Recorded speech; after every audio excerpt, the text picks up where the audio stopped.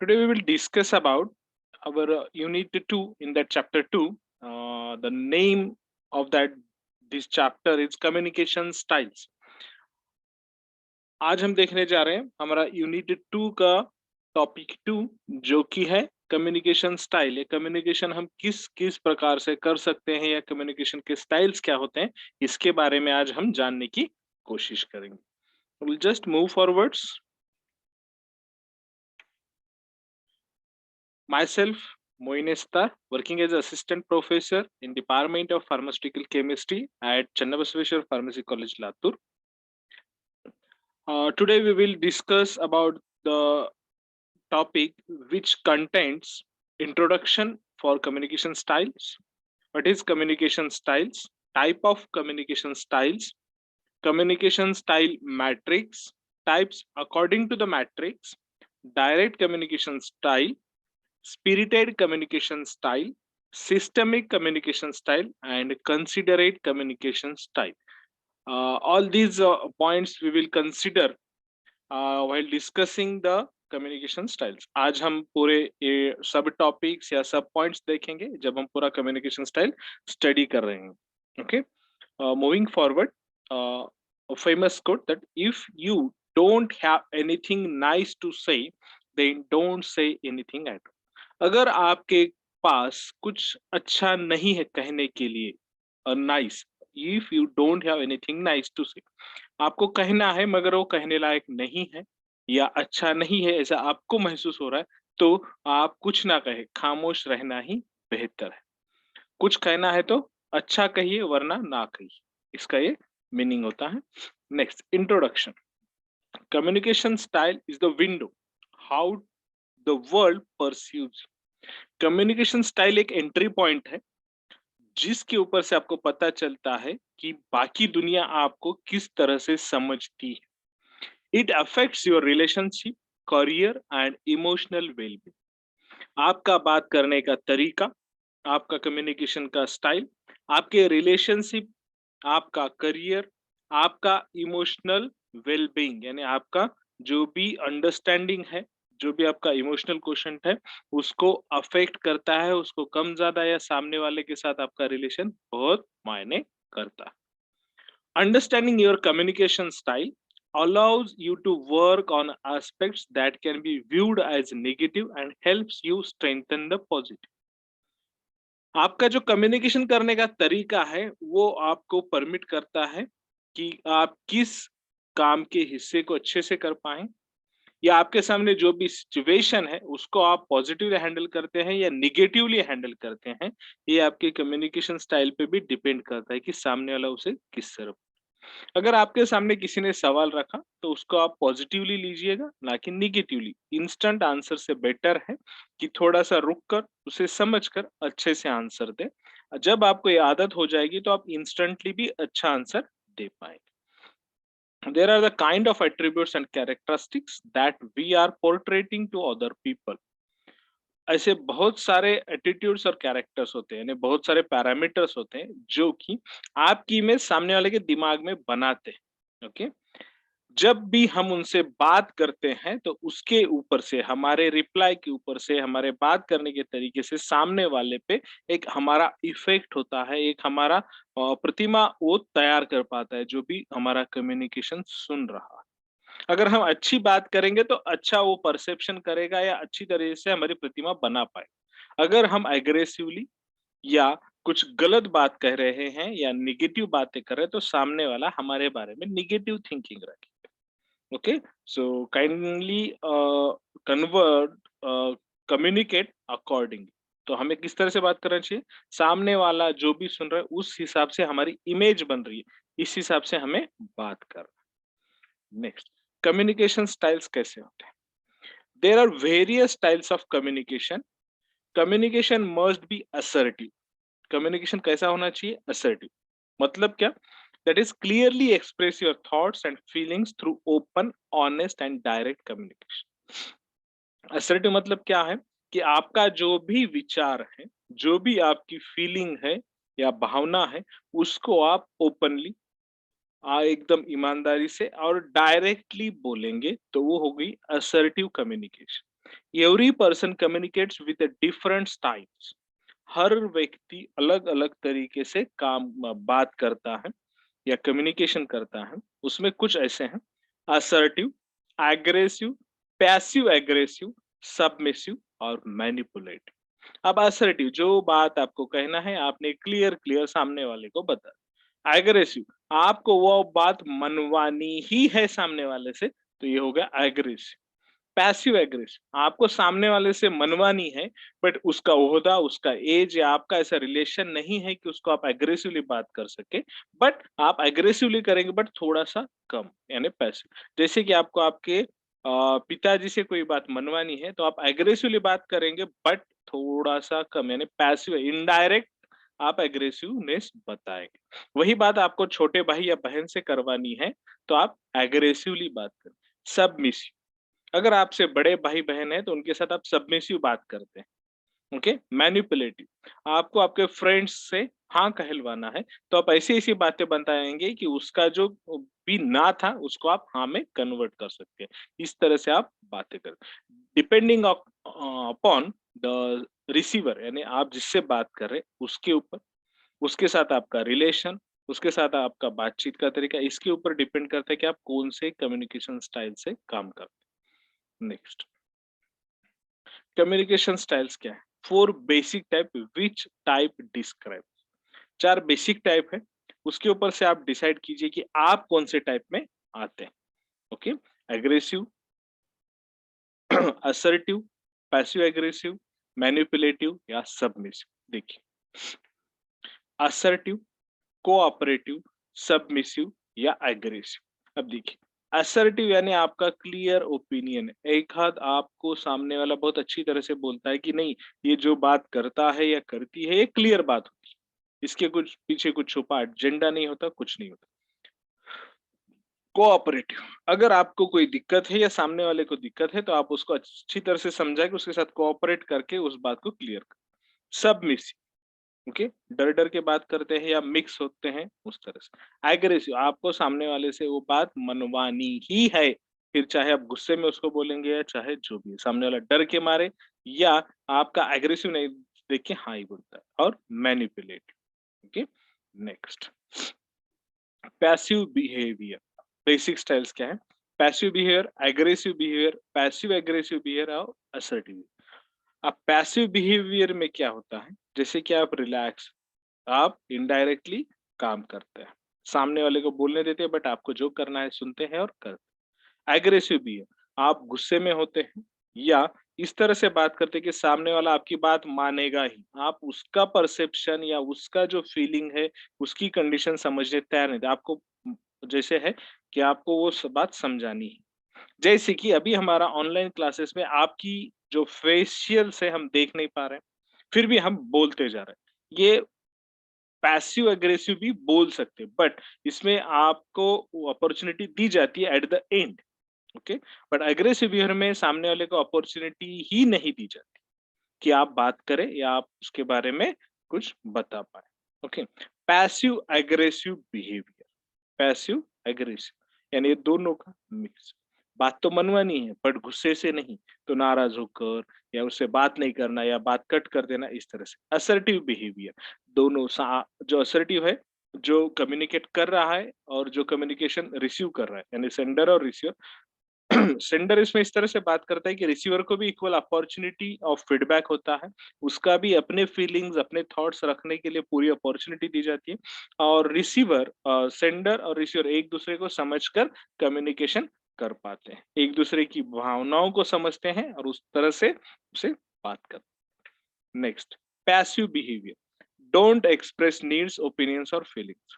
इसमें क्या होता है, जो भी सेंडर है या रिसीवर है वो अपनी जरूरत, अपनी थॉट्स या अपना ओपिनियन एक्सप्रेस ही नहीं करता, सिर्फ खामोश रहता है। Apologise for things that are not their fault, और वो माफी मांगता है चाहे उसमें उसकी गलती हो या ना हो।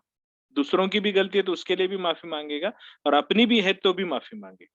यानी उसको वो इश्यू पे बात ही नहीं करनी, इसलिए माफी मांग के इश्यू क्लोज करना चाहता है या कम्युनिकेशन को वहां पे एंड करना चाहता है। Do not respect their own rights, वो अपने खुद के राइट्स का भी मान सम्मान नहीं रख पाता है, खुद के राइट्स के बारे में भी समझना नहीं चाहता। Feel they don't have right to ask for things they want. अब देखिए, हमारे क्लास में बहुत सारे स्टूडेंट्स ऐसे होते हैं जो कि पूछना तो चाहते हैं बट पूछ नहीं पाते, क्योंकि वो क्या सोचते हैं कि मैं पूछूंगा, सर मैडम कुछ तो बोलेंगे, मेरे फ्रेंड्स मुझ पर हंसेंगे। But that is the not issue. इस वजह से आपका बिहेवियर पैसिव बनता जाता है। आपके मन में क्वेश्चन है, चाहे कोई हंसे, चाहे कोई कुछ भी बोले, आपको पूछना है तो आप पूछ ले। चाहे तो इस वजह से क्या होगा, अगर आपका क्वेश्चन गलत है तो आपके जो टीचर है वो उसको करेक्ट करेंगे या आपके फ्रेंड्स करेक्ट करेंगे। और फ्रेंड्स हंसते भी हैं तो आपको नया सवाल किस तरह से करना है ये भी आपको समझ में आएगा। अगर नेगेटिव भी फीडबैक आता है तो आपके लिए वो फायदेमंद होगा कि आप अगला क्वेश्चन किस तरीके से पूछेंगे, यानी आपके अंदर इम्प्रूवमेंट होगा। अगर सामने वाला हंस भी रहा है या आपकी गलती निकाल रहा है, इसका मतलब आपको नई अपॉर्चुनिटी है खुद को करेक्ट करने की। ओके, इसको गलत ना समझे। तो feel they don't have right, यानी आप ऐसा ना समझे कि मुझे कोई हक नहीं है सवाल पूछने, आपको पूरा हक है सवाल पूछने का। आपका पहला सवाल गलत हो सकता है या टीचर बोल सकते हैं कि अभी तो मैंने समझा, आपको कैसे नहीं समझ। तो ठीक है, आप एक बार फिर से रीडिंग करेंगे, नहीं समझ में आया तो टीचर से अकेले में जाके मिल, अगर आपको सबके सामने डर लगता है तो। But you should ask. Okay, avoid conflict even at their own discomfort. अगर उनको तकलीफ भी है, तो वो उसे अवॉइड करते हैं, अगर उनको तकलीफ भी है तो।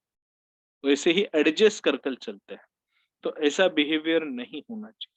Passive behaviour should not be, हमेशा आपका असर्टिव बिहेवियर रहना चाहिए। Okay, next, passive communicators avoid expressing their feelings or opinions and rarely protect their own rights or meeting their needs. Passive communication is usually born of low self-esteem. These individuals believe I am not worth taking care of. बहुत बार ऐसे होता है कि आपको बोला जाता है, एक आध इवेंट करना है, एक आध कुछ आपको डिसाइड करना है, डिस्कशन है और उसमें कुछ रिस्पॉन्सिबिलिटी लेनी है। फॉर एग्जाम्पल आपको बोला गया है कि एक प्रोग्राम हमें करना है, प्रोग्राम में स्टेज कमेटी है, आपका अलग अलग कमिटीज है और आपको बोला गया है कि आप सेल्फ स्टीम से या खुद से अपनी अपनी रिस्पॉन्सिबिलिटी, उसमें ऐसे जो पैसिव बिहेवियर वाले स्टूडेंट्स होते हैं या लोग होते हैं, वो कोई भी रिस्पॉन्सिबिलिटी नहीं लेते, उनको जबरदस्ती रिस्पॉन्सिबिलिटी देनी पड़ती। क्यों? क्योंकि अवॉइड एक्सप्रेसिंग देयर फीलिंग्स, वो खुद को एक्सप्रेस नहीं कर पाते। ओके, उसके बाद वो खुद के हक के लिए लड़ेंगे भी नहीं। ओके, और ये खुद से कुछ बोलेंगे नहीं। ओके, ये क्या सोचते हैं कि I am not worth taking care, यानी जो मैं रिस्पॉन्सिबिलिटी लूंगा उसे मैं पूरा नहीं कर पाऊँ। अरे भाई, पहले करके तो देखो ताकि पता चले आप कर पाएंगे या नहीं। अगर आप सोच के ही बोलेंगे कि नहीं कर पाए तो नहीं कर पाएंगे। अगर आपने बोला कि मैं ट्राई ज़रूर करूँगा, तो डेफ़िनेटली हाँ, ठीक है, 100% आप परफ़ेक्ट नहीं हो, कोई भी परफ़ेक्ट नहीं, बट आपको एक एक्सपीरियंस रहेगा कि मैं कुछ कर सकता हूँ, ओके? अगर समझो खुदा ना ख़ास्ता आप फ़ेल हो गए, तो आप क्या बोलेंगे कि मेरे पास एक ऐसी चीज़ है जिसकी वज़ह से मुझे पता है कि ये काम नहीं होता।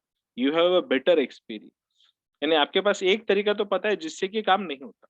फिर आप उसे छोड़ के बाकी तरीके से काम कर सकते हैं। तो इसीलिए पैसिव कम्युनिकेटर से अगर आपके फ्रेंड्स में कोई है तो उसको चेंज कीजिए।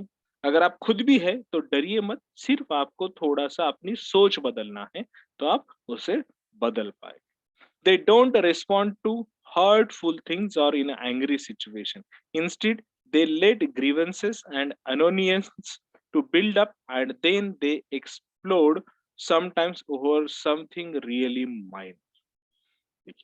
अगर उनके सामने कुछ ऐसी सिचुएशन आती है या ऐसी कुछ बात होती है जिससे उन्हें गुस्सा आता है या उनका दिल टूटता है या दिल के ऊपर कोई बात चुभती है, तो ऐसे इसमें ये क्या करते हैं, खामोश हो जाते हैं और खुद के अंदर गलतियां ढूंढना चालू करते हैं। और फिर ये जैसा-जैसा अपने अंदर वो जमाते जाएँगे गुस्से को एक्सप्रेस नहीं होने देंगे, तो क्या होता है, ऐसी जगह पर वो एक्सप्लोड हो जाएगा या ऐसी जगहों पर वो अपना गुस्सा उतारेंगे जो चीज़ सच में बहुत ही अ, अमहत्वपूर्ण है या बिल्कुल उसको महत्व नहीं, एकदम सिली थिंग पे वो उस गुस्से को बाहर निकालते हैं। इस वजह से क्या होता है, सामने वाले जो आजू-बाजू वाले होते हैं, जब आप गुस्सा निकाल रहे हैं, तो ये क्या बचकानी आदत कर रहा है या बचकानी ये कर रहा है, ऐसा सोचते हैं। क्यों? क्योंकि उन्हें पता है ये तो नॉर्मल सी चीज़ है, जिसके ऊपर इसे एक नॉर्मल रिएक्शन देना था, वहाँ पर इन्हें गुस्से से रिएक्शन दिया, क्योंकि उसने पूरा गुस्सा एक नॉर्मल थिंग पे निकाल दिया, क्योंकि बड़े इश्यू पे गुस्सा नहीं निकाल पाते, इस वजह से। After the outburst however, they feel shame, guilt and confusion, so they return to being a passive. अब जब ये गुस्सा करेंगे तो उन्हें बाद में पता चलेगा या बाद में वो सोचेंगे कि मैंने तो इस चीज़ पे इतना गुस्सा करना नहीं था, इतनी रिएक्शन देनी नहीं थी, फिर भी मैंने की, तो वापस गिल्ट फीलिंग करेंगे और वापस पैसिव में जाएँगे। तो इस वजह से ये बहुत ज़्यादा पैसिव बिहेवियर वाले लोग खुद के लिए सबसे ज़्यादा घातक। खुद के लिए, क्यों? क्योंकि ये कुछ बात ही नहीं कर पाते, खुद को बता ही नहीं पाते, एक्सप्रेस ही नहीं कर पाते, खुद के अंदर क्या टैलेंट है वो भी ढूँढ नहीं। तो धीरे-धीरे आपको कम करना है, पहले आप जिसके साथ कम्फर्ट है उसके साथ ओपनली बात करना चाहिए, नहीं होता है तो रूम बंद कीजिए, अकेले से बात कीजिए, फिर धीरे-धीरे, धीरे-धीरे आप फ्रेंड सर्कल से बात कीजिए, फिर अपने बड़ों से, फिर टीचर से, ऐसे करते-करते आप उस बिहेवियर से बाहर निकलिए। पैसिव बिहेवियर कभी-कभी ज़रूरी है, कभी हमेशा के लिए नहीं। Okay, next, impact of passive communication behaviours पे क्या होता है, आपके व्यक्तिमत्व पे क्या होता है। फेल टू असर्ट देमसेल्व्स, आप खुद को अच्छी तरह से किसी के सामने एक्सप्रेस नहीं कर पाते। अलाउ अदर्स टू डेलिबरेटली और inwardly infringe on their rights, आप एक्सप्रेस नहीं कर पाते तो आपसे जो बाजू वाला है या आपके साथ वाला है, आपको वहाँ से नेग्लेक्ट करना चालू करता है या आपको कंसिडर किया जाता है।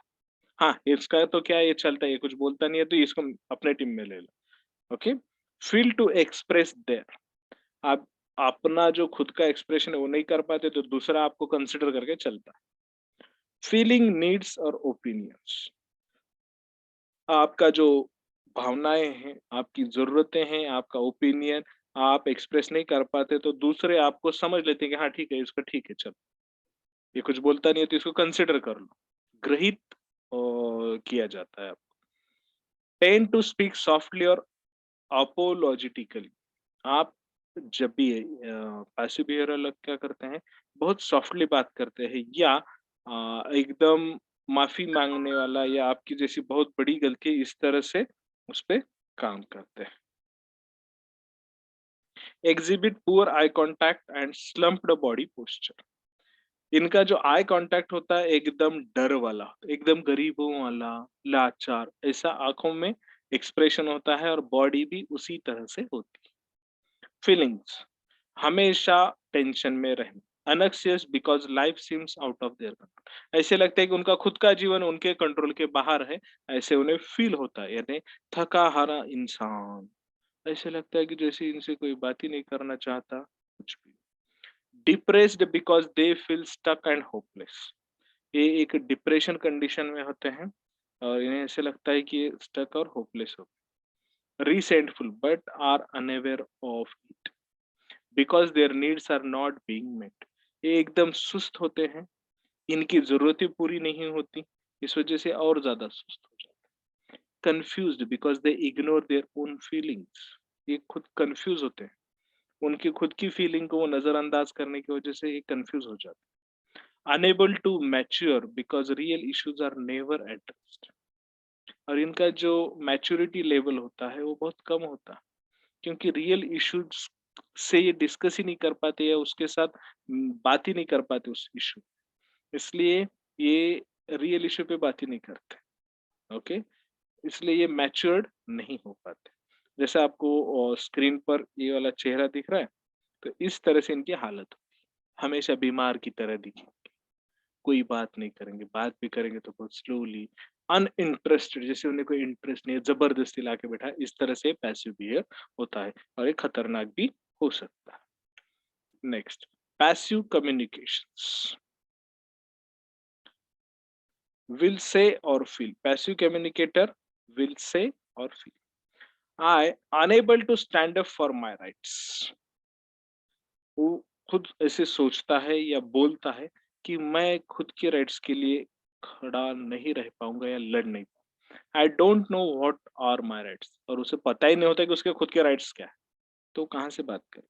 आई get stepped on by everyone, I get stepped on, यानी उसको पीछे से आने वाले लोग उसको अपना इस्तेमाल करने देता है और वो आगे चले जाते हैं, बट ये जहाँ का वहीं रहे। I am weak and unable to take care of myself, और मैं कमजोर हूँ, मैं खुद की भी मदद नहीं कर पाऊंगा या मैं खुद का ख्याल नहीं, और people never consider my feelings.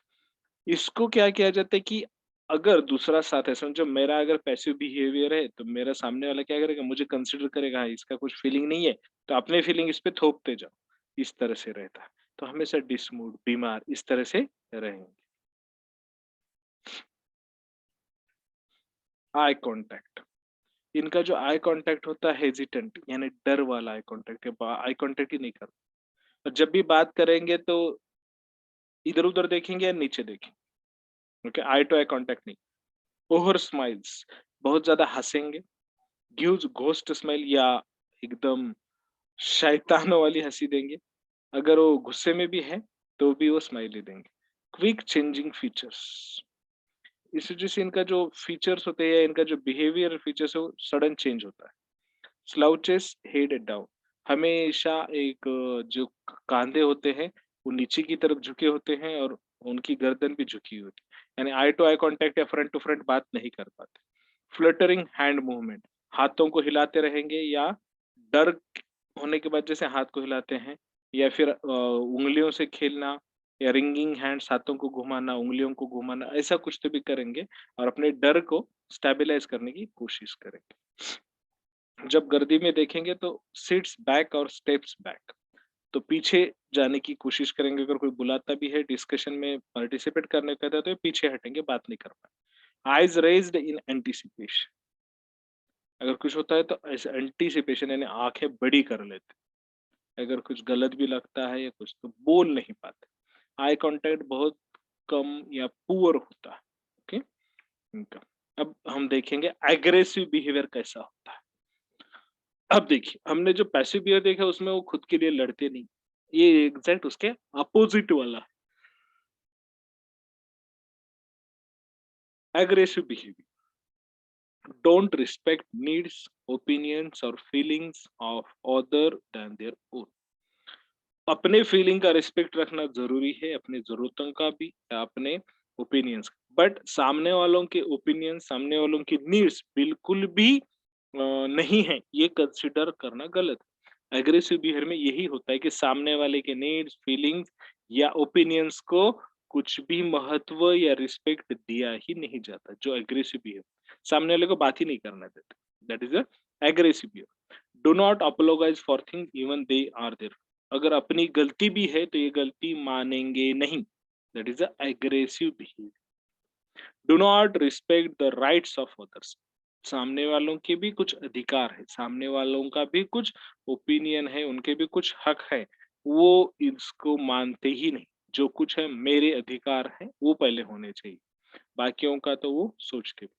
Feel others do not have a right to ask for things they want, जो चीज इन्हें चाहिए उसके बारे में सामने वालों ने पूछना नहीं, सामने वालों ने उसके बारे में बात भी नहीं करनी चाहिए, ऐसा इनका थिंकिंग होता है। Avoid discomfort even at the risk of conflict, ये क्या करते हैं, सामने वालों को कुछ समझती नहीं, सामने वाला डिस्कम्फर्ट में है, सामने वाले की कॉन्फ्लिक्ट है कुछ, ये उसके बारे में बात ही नहीं करते या बात करने भी नहीं देती, अपनी जो बात है वही सही है, यही ये मनवाने पे तुले होते हैं, ओके। और ये ज्यादा गुस्सैल भी होते हैं। Aggressive communication, individuals express their feelings and opinions and advocate for their needs in a way that violates the rights of, ये अपनी चीज मनवाने के लिए सामने वालों के हक या सामने वालों के ओपिनियंस को चिल्लर समझते हैं या बात ही नहीं करते या उनको अवॉइड करते, टिपिकली वर्बली एंड और physically abuse.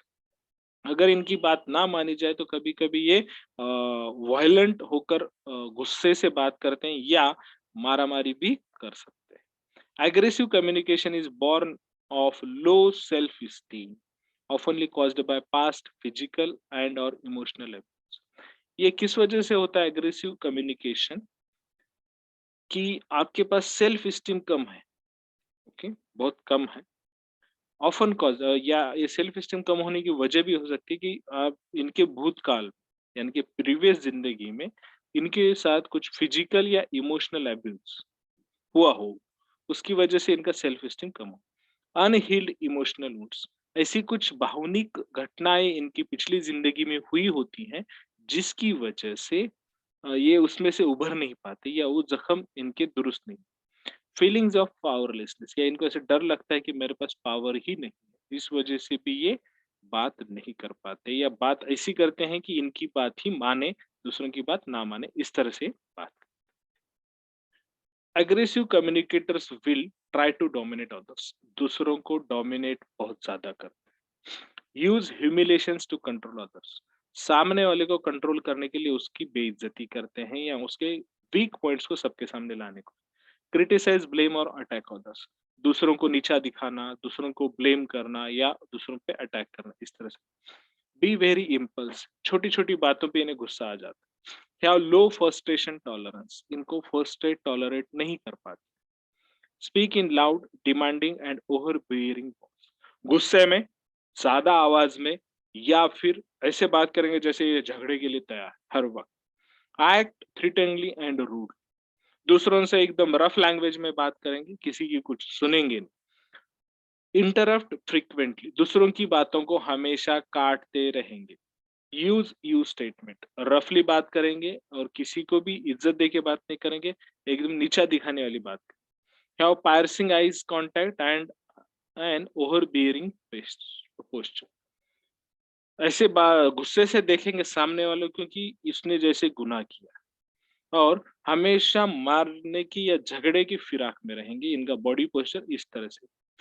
Become alienated from others, और दूसरों से अलग रहेंगे ज्यादातर, या दूसरों को अलग करेंगे। Generate fear and hatred in others, इस वजह से ये क्या करेंगे, दूसरों को डरा कर रखते हैं या दूसरे इनसे डरते हैं और हेट करते हैं बाकी लोग। Always blame others instead of owning their own issues, इनके खुद के इश्यू भी रहेंगे तो ये दूसरों को उसके लिए ब्लेम करेंगे कि ये उनके लिए रिस्पॉन्सिबल है, गलती इनकी रहेगी बट सामने वाले को ब्लेम करें। इनका आई कांटेक्ट कैसे रहेगा, tries to dominate by staring, ऐसे गुस्से से देखेंगे कि सामने वाला डर जाए। फिंगर पॉइंटिंग, दूसरों की तरफ हमेशा उंगली कर कर बात करेंगे। Use very नोविंग smile and set face when angry, हमेशा एक अच्छी सी स्माइल देकर बात करने की कोशिश करेंगे बट चेहरे पे हमेशा गुस्सा रहे। आर्म्स आर क्रॉस्ड, जब भी बात करेंगे तो हाथ ऐसे गुस्से की पोजीशन में, यानी हाथ घड़ी किए हुए होंगे या एक दूसरे के ऊपर क्रॉस किए हो, जैसे कि आप लड़ने के लिए तैयार। Stands and seats upright, head in air, leaning forward, नीचे तो बैठेंगे तो भी एकदम अपराइट, एकदम टाइट पोजीशन में बैठेंगे। खड़े भी रहेंगे तो स्ट्रेट खड़े रहेंगे, हवा में सर ऐसा एकदम मारने की पोजीशन में होगा, और नजर हमेशा सामने वाले को डराने की फिराक। रेज्ड आईब्रोज इन डिसबिलीफ, जब भी इनको कोई नाराजगी वाली बात होती है तो आईब्रोज ऊंचे करके गुस्सा जताएंगे। Jabbing movements with hands, banging desk, clenched fist, ये जब भी बात करेंगे तो जोर में ताली बजाएंगे, या फिर हैंड्स को जो होता है किसी चीज पर मार मार कर बात करेंगे। डेस्क होगा या कोई चीज होगी तो वहां पर, या फिर गुस्से से जैसे आदमी ताली बजाता है वैसे बता। पेसेस इम्पेशेंस, ये सामने वाले की बात को शांति से सुनेंगे नहीं, साथ ही फौरन जवाब दे देंगे। Sits forward and step forward, हमेशा आगे आगे करेंगे या फास्ट जाने की कोशिश करेंगे सामने आकर बात करें। यहाँ पर हमने दो बिहेवियर्स देखे हैं।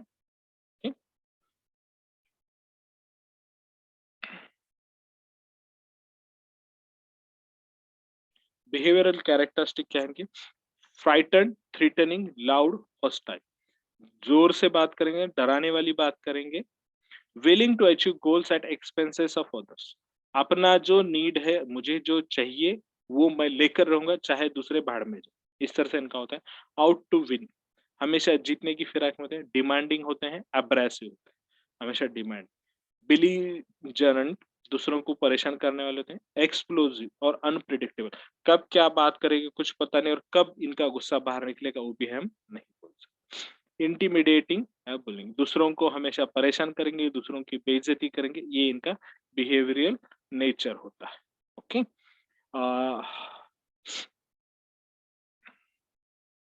यहाँ पर हम रुकते हैं, बाकी देखेंगे नेक्स्ट इसमें जो बाकी बिहेवियर्स बचे हैं